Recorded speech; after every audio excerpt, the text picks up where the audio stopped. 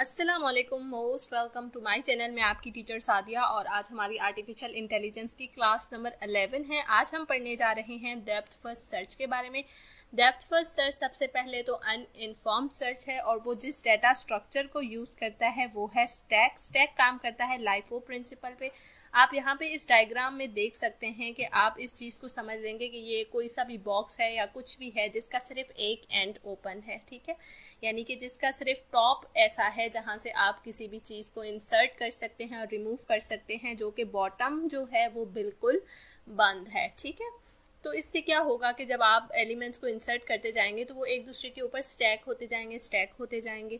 तो जब आपने एलिमेंट को रिमूव करना होगा तो सबसे पहले आप उस एलिमेंट को रिमूव करेंगे जिसको आपने सबसे एंड पे इंसर्ट किया था, ठीक है। तो यही स्टैक है और ये लाइफो प्रिंसिपल पे इस तरह से काम करता है। यहाँ पर मैंने जो एग्जांपल लिया वो बिल्कुल वही एग्जांपल है जो मैंने ब्रेथ फर्स्ट सर्च के लिए ली थी और मैंने आपको बताया था कि ग्राफ जितना भी कॉम्प्लेक्स हो आप उसको किस तरह से सिंप्लीफाई कर सकते हैं। उस क्लास में मैंने सिखाया था। अगर आपने वो क्लास नहीं देखी तो मैं लिंक दे दूंगी डिस्क्रिप्शन पे, आप वो वीडियो भी ज़रूर देखें, वो भी आप लोगों के लिए बहुत यूज़फुल है, ठीक है। तो सिंपली बात ये है कि हम जितना भी कॉम्प्लेक्स ग्राफ होता है उसको ट्री की तरह के फॉर्म में कन्वर्ट कर लेते हैं, ठीक है। आप देखें कि आपको ये चीज़ विजुलाइज करना ज़्यादा आसान होगा एज़ कम्पेयर टू दिस, ठीक है। अब आपको इस तरफ जो ग्राफ है उसमें नहीं समझ आ रहा होगा कि इसके कितने लेवल्स हैं ग्राफ के, और चाइल्ड नोड्स कौन है, नेबर नोड्स कौन से हैं, वो विजुलाइज करना भी थोड़ा सा मुश्किल हो जाता है। जबकि अगर आप इसमें देखें तो आपको ग्राफ के 3 लेवल्स हैं वो देखना भी आसान है, और इसके अलावा ए के 3 चाइल्ड नोड्स हैं, बी का चाइल्ड ई है, ये सब देखना भी बहुत आसान हो जाता है, ठीक है। 3 लेवल्स मैं इसलिए कह रही हूँ कि हम लेवल की काउंटिंग स्टार्ट करते हैं 0 से, ठीक है। 0 1 2 3 इस वजह से कह रही हूँ, ठीक है। तो अब हम देखते हैं कि हम किस तरह से डेप्थ फर्स्ट सर्च परफॉर्म कर सकते हैं यूजिंग स्टैक। तो आए स्टार्ट करते हैं। मैं यहाँ स्टार्ट कर रही हूँ ए से, आप किसी भी नोट से स्टार्ट कर सकते हैं। मैं अल्फ़ाबेटिकल ऑर्डर में लेकर चल रही हूँ। सबसे पहले हमने ए को इंसर्ट किया स्टैक के अंदर। अब हम क्या करेंगे कि ए को रिमूव करेंगे स्टैक से और एरे ऑफ विजिटेड में इंसर्ट कर देंगे, ठीक है। और साथ ही साथ रिमूव करने के हमने ए के जो चाइल्ड नोड्स हैं उनको स्टैक में इंसर्ट कर लेना है, जो कि है बी सी एफ। बिल्कुल वैसा ही जैसे हमने क्यू में किया था, यहाँ तक बिल्कुल सेम है। सिर्फ डिफरेंस आपको यहाँ पे आएगा कि जब आप रिमूव कर रहे होंगे तो आप उस एलिमेंट को रिमूव करेंगे जो सबसे लास्ट में है, ठीक है। तो ए के सिर्फ यही 3 चाइल्ड नोड्स ने हमने इनको स्टैक में इंसर्ट कर लिया। अब हमारे पास स्टैक के सबसे ऊपर क्या है, एफ है, ठीक है। तो आप क्या करेंगे, एफ को रिमूव करेंगे, array ऑफ विजिटेड में डालेंगे, साथ ही साथ उसके चाइल्ड नोड्स को एंटर कर लेंगे स्टैक के अंदर। अब यहाँ पर एफ के चाइल्ड नोड्स कौन कौन से हैं, एक तो है जी और एक है बी, ठीक है। हम अल्फ़ाबेटिकल ऑर्डर में लेकर चल रहे हैं, तो बी को इंसर्ट किया और जी को इंसर्ट किया। अब यहाँ पर एक इम्पॉर्टेंट बात डिस्कस करने वाली ये है कि आप देख सकते हैं कि स्टैक में ऑलरेडी बी था, लेकिन मैंने दोबारा से बी को इंसर्ट किया है क्योंकि बी जो है वो ए का भी नेबर है और एफ का भी नेबर है। तो जब ए को रिमूव कर रही थी तब भी मुझे बी इंसर्ट करना पड़ा था, और जब हम एफ को रिमूव कर रहे हैं तब भी हम बी को इंसर्ट करेंगे, ठीक है, क्योंकि वो विजिटेड में नहीं है, ठीक है। तो मैंने क्यू में आप लोगों को कहा था कि अगर ऑलरेडी वो एलिमेंट विजिटेड में नहीं है लेकिन क्यू के अंदर है तो आपको दोबारा इंसर्ट करने की ज़रूरत नहीं है, लेकिन रियल इम्प्लीमेंटेशन में ऐसा नहीं होता। आपको वो एलिमेंट दोबारा इंसर्ट करना ही पड़ता है स्टैक या क्यू के अंदर जो एलिमेंट विजिटेड में ना हो, ठीक है, चाहे वो पहले से ही क्यू और स्टैक के अंदर मौजूद क्यू ना हो। क्यू में मैंने आप लोगों की सिर्फ कैलकुलेशन को आसान करने के लिए अवॉइड करने का कहा था, क्योंकि क्यू FIFO प्रिंसिपल पे काम करता है। तो आप उस एलिमेंट को इंसर्ट करें दोबारा से या ना करें, उससे आपके आउटपुट पे फ़र्क नहीं आता, ठीक है। जबकि जो स्टैक है वो लाइफो प्रिंसिपल पे काम करता है। तो अगर इस केस में आप बी को दोबारा से इंसर्ट नहीं करेंगे तो आपके आउटपुट पे फ़र्क आएगा। वो किस तरह से आएगा, अब यहाँ पे देखिए, हमने जब बी को इंसर्ट किया तो वो सी के ऊपर इंसर्ट हुआ है बी, ठीक है। तो आप जब रिमूव करेंगे तो जाहिर है सी से पहले बी को ही रिमूव करना पड़ेगा ना आपको, तो आपका आउटपुट चेंज होगा ऐसे। लेकिन अगर आप इस बी को इंसर्ट नहीं करेंगे ये सोच करके ये स्टैक में ऑलरेडी मौजूद है, तो उससे क्या होगा कि जब आप आउटपुट पे रिमूव करेंगे तो आप सी को पहले रिमूव करेंगे ना, फिर बी को करेंगे, तो इससे क्या होगा कि आपका आउटपुट चेंज हो जाएगा। तो इसीलिए स्टैक के अंदर आप इसको अवॉइड नहीं कर सकते, आपको दोबारा इंसर्ट करना ही पड़ेगा। क्यू के अंदर आपकी मर्जी है, कैलकुलेशन के लिए आप मैनुअली जब कैलकुलेट कर रहे होते हैं तो आप इंसर्ट करें या ना करें, अदरवाइज तो जो हम कोडिंग करते हैं उसमें ऑलरेडी खुद ब खुद इंसर्ट हो ही जाता है, स्टैक के अंदर भी और क्यू के अंदर भी। ठीक है, आई होप कि आपको ये बात समझ आ गई होगी। अच्छा, तो अब हमारे पास सबसे ऊपर स्टैक की क्या है, जी है।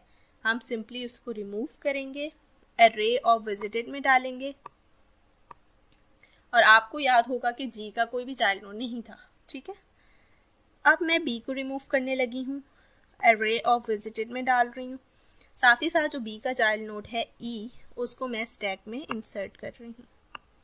अब स्टैक के सबसे ऊपर ई है, हमने ई को रिमूव किया, विजिटेड में डाला। ई के चाइल्ड नोड्स हमारे पास कौन कौन से, ई का चाइल्ड नोड है एफ, वो ऑलरेडी स्टैक के अंदर है, इंसर्ट करने की कोई ज़रूरत नहीं।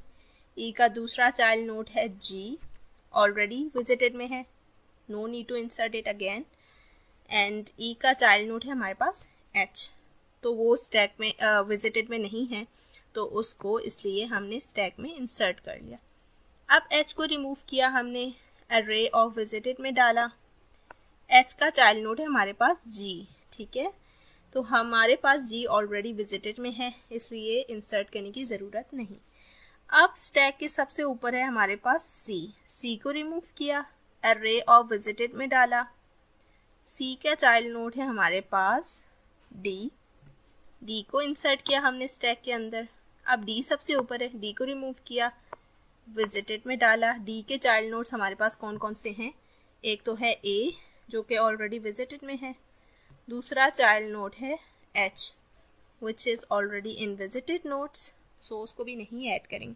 अब यहाँ पर आप देखें स्टैक में बी रह गया, हमने बी को रिमूव किया, बी को रिमूव करते साथ हमने ये चेक किया कि वो विजिटेड में है, इसलिए हम क्या करेंगे कि बी के चाइल्ड नोड्स को स्टैक के अंदर दोबारा से इंसर्ट नहीं करेंगे, क्योंकि ये ऑपरेशन हम ऑलरेडी कर चुके हुए होते हैं। ठीक है, तो इसे आप लोगों को एक बात ये समझ आ रही होगी कि जब स्टैक से कोई चीज़ रिमूव कर रहे होते हैं तो उस टाइम भी हम ये चेक कर रहे होते हैं कि वो विजिटेड में तो नहीं है। ठीक है, जिस तरह से हम इंसर्ट करते हुए चेक कर रहे होते हैं, उसी तरह रिमूव करते हुए भी हम ये चेक रख रहे होते हैं। ठीक है, तो इम्प्लीमेंटेशन में कोडिंग के दौरान भी होता यही है। ठीक है, तो ये थी डेप्थ फर्स्ट सर्च को आप किस तरह से स्टैक के अकॉर्डिंग आउटपुट निकाल सकते हैं, उसका किस तरह से सर्चिंग कर सकते हैं, ये था उसका मेथड। ठीक है, अब हमारे पास सारे के सारे नोड विजिट हो चुके हैं और जो हमारा आउटपुट आया है वो है A F G B E H C T. ठीक है, तो ये था आपका आउटपुट। ठीक है, तो यहाँ पर अगर आपने बी को दोबारा इंसर्ट नहीं किया होता तो बिल्कुल भी ये आउटपुट ना आता, आपका आउटपुट डिफरेंट आता। आप चाहें तो वो भी करके देख लीजिएगा। ठीक है, और वो गलत होता है, इसलिए वो कैलकुलेशन के दौरान उस चीज़ को इम्प्लीमेंट मत कीजिए। ठीक है, अच्छा, अब हम पढ़ लेते हैं डेप्थ फर्स्ट सर्च के कुछ प्रॉपर्टीज़ के बारे में। तो डेप्थ फर्स्ट सर्च की सबसे पहली प्रॉपर्टी ये है कि वो यूज़ करता है chronological back tracking. Chronological back tracking actually होता क्या है, अब जब हमारे पास ग्राफ्स वगैरह में ऐसे केसेस होते हैं कि हमारा डेड एंड आ जाता है डेप्थ फर्स्ट सर्च में, क्यों? क्योंकि जो ब्रेथ फर्स्ट सर्च है वो क्या करता था कि वो अपने एक नोड को विजिट करने के बाद नेक्स्ट लेवल पे जाके सारे नेबर नोड्स को पहले विजिट करता है, फिर उससे नेक्स्ट लेवल पे जाता है, उसके सारे नेबर नोड्स को विजिट करता है। जबकि डेप्थ फर्स्ट सर्च में अगर आप देखें तो उसने ए को विजिट किया, ए के बाद एफ को किया जो कि ए का चाइल्ड नोड है। ठीक है, एफ के बाद उसने जी को किया जो कि एफ का चाइल्ड नोड है। तो वो बजाय नेबर्स को विजिट करने के वो चाइल्ड नोड्स को विजिट करते करते डेप्थ में जा रहा है। ठीक है, यानी कि वो पहले एक लेवल के सारे एलिमेंट्स को विजिट नहीं करता, बल्कि सिर्फ एक ही चाइल्ड नोड को पकड़ के उसके चाइल्ड में इसी तरह जाता जाता वो डीप में जा रहा होता है। ठीक है, तो एक टाइम ऐसे आता है कि डेड एंड पे पहुंच जाता है, वो आगे फर्दर जाने का रास्ता नहीं होता। जिस तरह के आप यहाँ पर देखें तो जी का आगे कोई भी चाइल्ड नोड नहीं है, तो उस केस में क्या करता है कि वो बैक ट्रैक करता है। ठीक है, back track, chronological back track का मतलब है कि वो अपने से एक स्टेप पीछे ही बैक ट्रैक कर सकता है। ठीक है, एक टाइम पे एक ही स्टेप के पीछे वो जा सकता है। जिस तरह के उसने देखा कि जी के आगे कोई भी चाइल्ड नोड नहीं है, तो उसने बैक ट्रैक किया और एफ को चेक किया कि एफ का और कोई चाइल्ड नोड तो नहीं था, और यहाँ पर आप देख सकते हैं कि एफ का चाइल्ड नोड बी था। तो उसने इस पाथ को चूज कर लिया और उसने बी से स्टार्ट किया, फिर बी के चाइल्ड नोड में गया, फिर एच में गया, ठीक है। तो इस तरह जब वो डेड एंड पे पहुंच जाता है तो वो पिछले वाले लेवल पे वापस जाता है और उसके चाइल्ड नोड्स को देखता है। इसी को हम कहते हैं कि क्रोनोलॉजिकल बैक ट्रैकिंग है, क्योंकि वो एक टाइम पे एक ही लेवल पीछे जा सकता है, ठीक है। अच्छा, may not terminate, get stuck in infinite loop. इसका क्या मतलब है कि डेप्थ फर्स्ट सर्च जो होता है ना, वो हो सकता है कि इनकम्प्लीट हो सकता है आपको आपके गोल स्टेट पर पहुंचाए ही नहीं और वो कहीं स्टक हो जाए, इनफाइनाइट लूप्स में स्टक हो जाए। वो कब पॉसिबल होता है? ये तो हमारे पास एक छोटा सा ग्राफ है, यानी कि इसके 3 ही लेवल्स थे, हमारे पास 3 ही डेप्थ था, ठीक है। तो ऐसे भी ग्राफ्स होते हैं जिसमें बहुत सारे लेवल्स होते हैं, बहुत डीप तक जा रहा होता है। तो डीप पे जाते जाते जाते जाते समटाइम्स इनफाइनाइट लूप्स होते हैं, तो डेप्थ फर्स्ट सर्च जो है ना उन इनफाइनाइट लूप्स में फंस जाता है, क्योंकि वो एक ही डायरेक्शन पे मूव कर रहा होता है, ठीक है। तो इस वजह से हम कहते हैं कि डेप्थ फर्स्ट सर्च हो सकता है कि इनकम्प्लीट भी हो, वो आपको आपके गोल स्टेट तक ना पहुंचाए, वो किसी इनफाइनाइट लूप में फंस जाए, ठीक है। तो ये जो अगले 2 पॉइंट्स है वो इसी से रिलेटेड हैं कि सोल्यूशन इसलिए गारंटेड नहीं है। जाहिर है जब वो इनकम्प्लीट होगी, आपको इनफाइनाइट लूप में फंस जाएगा और गोल स्टेट तक नहीं पहुंचाएगा, तो सोल्यूशन गारंटेड होगा ही नहीं, ठीक है। और इसके अलावा जाहिर है ऐसी चीज़ तब होती है जब वो लॉस्ट हो जाए इनफाइनाइट लूप्स में। इसको हम कहते हैं ब्लाइंड एले, ठीक है। ओके, अब एक और नया पॉइंट है हमारे पास कि may not find the shortest path to the solution.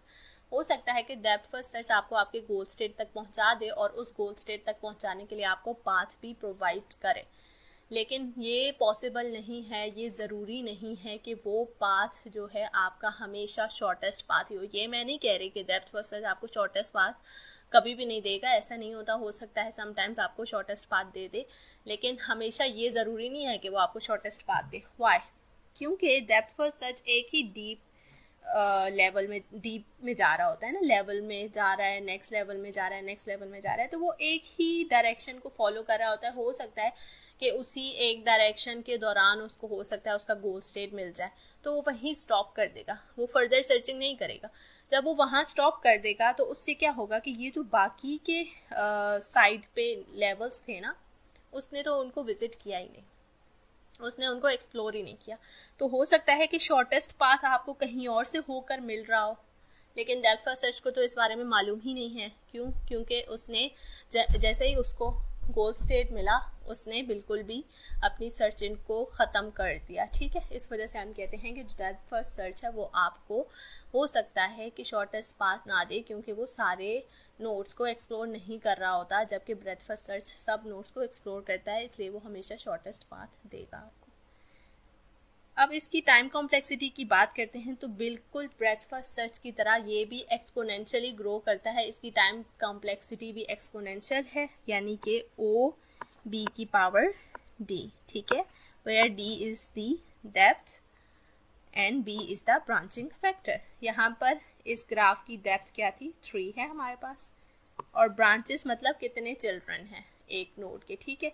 तो इस ग्राफ में फिक्स नहीं है, किसी नोड के 3 चिल्ड्रन है, किसी के 2 हैं, किसी के 1 है। तो मैं यहाँ पे मैक्सिमम नंबर ऑफ चिल्ड्रन को कंसीडर करूँगी, विच इज़ 3। सो हमारा टाइम कॉम्प्लेक्सिटी आ रहा है इस ग्राफ का 27, जबकि स्पेस कॉम्प्लेक्सिटी इसकी लीनियर है। जो डेप्थ फर्स्ट सर्च है वो लीनियर स्पेस कॉम्प्लेक्सिटी में काम करता है, वो ब्रेथ फर्स्ट सर्च की तरह एक्सपोनेंशियल स्पेस कॉम्प्लेक्सिटी में काम नहीं करता। तो इसकी स्पेस कॉम्प्लेक्सिटी होती है ओ बी इंटू डी, ठीक है। तो यहाँ पर ब्रांच हम ले रहे हैं 3 और डेप्थ ले रहे हैं हम 3, तो इसका होगा 9, ठीक है। तो that's all for today. I hope कि आपको ये वीडियो पसंद आई होगी। अगर आपको ये वीडियो पसंद आया तो प्लीज़ लाइक करें, मेरे चैनल को सब्सक्राइब करें और आगे ज़रूर शेयर करें। Thank you so much.